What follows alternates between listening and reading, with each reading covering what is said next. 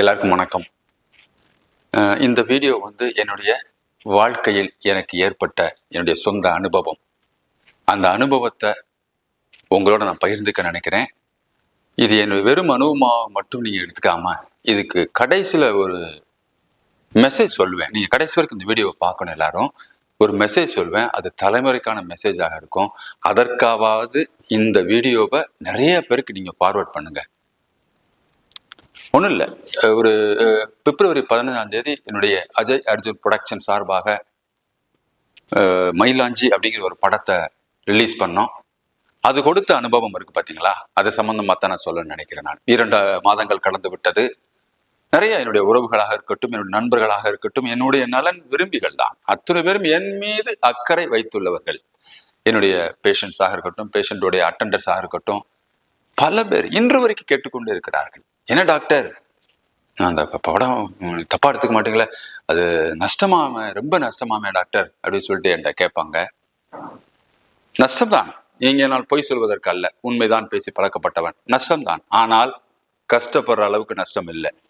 நிச்சயமாக பெரிய இழப்பு, பேர் இழப்பாமே, இழப்பு தான். ஆனால் எந்திரிக்க முடியாத அளவுக்கு இழப்பான விஷயம் அல்ல. முடியும், எந்திரிக்க முடியும். தோல்வியாமை, சிலர் சொல்லுகிறார்கள் தோல்வியாமை. எஸ், தோல்விதான். எந்த அளவுகோலை வைத்து இந்த சமூகம் தோல்வி என்று பார்க்கிறதோ அந்த அளவுகோலை வைத்தால் அது தோல்விதான். அதாவது பொருளாதார வெற்றி, இத்தனை கோடியை லாபத்தை கொடுத்திருக்க வேண்டும் ஒரு படம், அதுதான் மிகப்பெரிய மாஸ் வெற்றி, 100 கோடியை தாண்டிடுச்சு, 20 கோடி தாண்டிடுச்சு, அப்படி என்று பார்த்தால் அது தோல்விதான். ஆனால் என்னை பொறுத்தமட்டில் அதை நான் தோல்வியாக பார்க்கவில்லை. அதுதான் என்னுடைய சுபாவமும் கூட. இந்த மெசேஜை தான் என்னுடைய தலைமுறைகளுக்கு நான் சொல்ல வேண்டும் என்று நினைக்கிறேன்.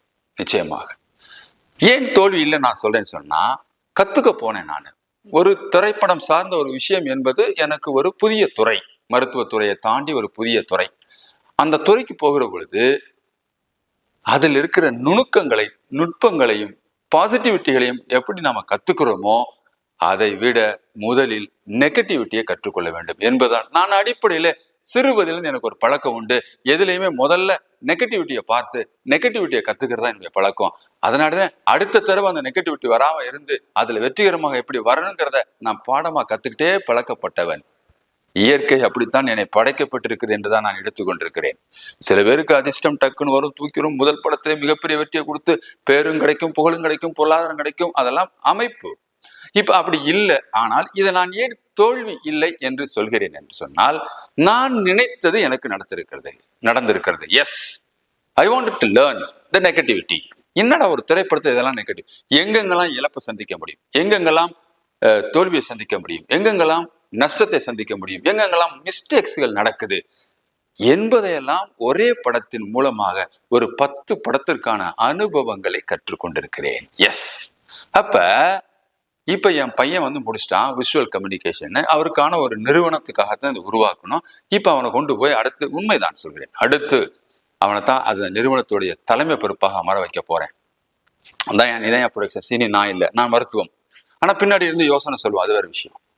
இப்ப அவன் கத்துக்கொண்டான். ஒரு இளைஞன், 20 வயது இளைஞன், அவனுக்கு எதை கற்றுக் கொடுக்க வேண்டும் என்று நினைத்தனோ அதை அவன் கற்றுக்கொண்டான், இயல்பாக எடுத்துக்கொண்டான். எஸ், இதன் மூலம் என்ன செய்தி நான் சொல்ல நினைக்கிறீங்கன்னா, எனக்கு நஷ்டம் போச்சு, எனக்கு தோல்வி போச்சு, எனக்கு நினைச்சது நடக்காம போச்சு, எனக்கு எதிர்மறை ஆகி போச்சு, மனசுக்கு ரொம்ப கஷ்டமா இருக்கு, ஐயோ என்னால முடியல, எந்திக்கவே முடியாது, இழப்பு, தோல்வி, வருத்தம், ஏமாற்றம், நிராசை, கவலை, அழுகை, டிப்ரெஷன், தூக்கமின்மை, எரிச்சல், கோபம், மாத்திரம், negativity towards society, negative towards family.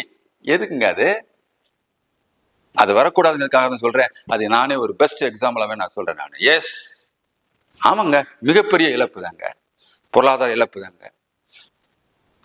ஆனாலும் அதுல இருந்து எப்படி மீண்டு வரணும் என்பதை கத்துக் கொடுத்திருக்கிறே. அந்த மனோ திடத்தை, ஒரு மனோ தைரியத்தை, ஒரு நம்பிக்கையை, எதிர்கொள்ளக்கூடிய ஆற்றலை இந்த ஒற்றை தோல்வி கற்றுக் கொடுத்திருக்கிறதே என்றுதான் எடுத்துக்கொள்ள வேண்டும் என் இளைய தலைமுறைகளே.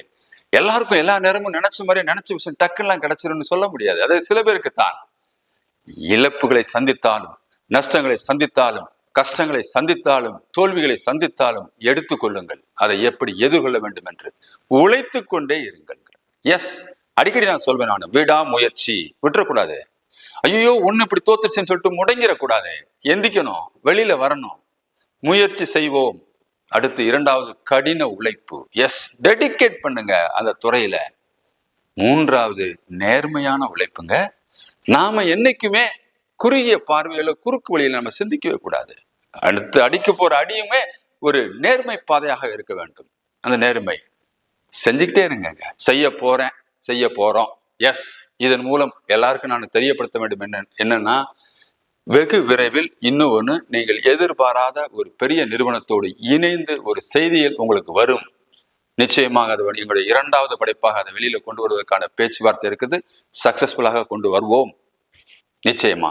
அந்த இரண்டாவதுல வருகிற பொழுது குறித்து வைத்துக் கொள்ளுங்கள், முதலில் ஏற்பட்ட கசப்புகள், இழப்புகள், ஏமாற்றங்கள், தோல்விகள், நஷ்டங்கள் இதெல்லாம் அப்படி தவிடு பொடியாக்கி பிளஸ் பாசிட்டிவிட்டியோட கொண்டு போய் அணுகிறதுக்கான எண்ணங்களோடு நாங்கள் அதை பயணப்பட போறோம். நிச்சயமாக நடக்கும்.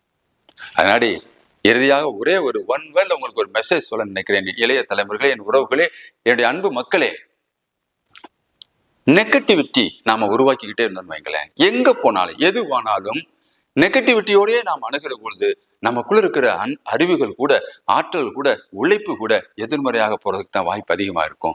Put a positivity. எஸ், பாசிட்டிவிட்டியை புட் பண்ணுங்க. நம்ம ஏன் சொல்றோம் பாசிட்டிவா என்னன்னா, அந்த பாசிட்டிவாக நினைச்சா மட்டுமே பத்தாது. அந்த பாசிட்டிவான எண்ணங்களை பாசிட்டிவான செயல்களாக மாற்றுங்கள், வடிவமாக்குங்கள். அந்த செயல்களை பாசிட்டிவான உழைப்பாக மாற்றுங்கள், தொடருங்கள் என்ற செய்தியை சொல்லி நெகட்டிவிட்டியை ஒழிங்க, பாசிட்டிவிட்டியை கொண்டு வாங்க, வாழ்க்கையில வளருவோம். அடுத்த படத்துக்கு உங்களுடைய அன்பான ஆதரவுகளை கொடுங்கள். நிறைய நல்ல கதைக்களத்தோடு உங்களை சந்திக்கிறதுக்கு இந்த நிறுவனம் தொடர்ந்து கொண்டிருக்கும். துவண்டு விடாது. நன்றி, வணக்கம்.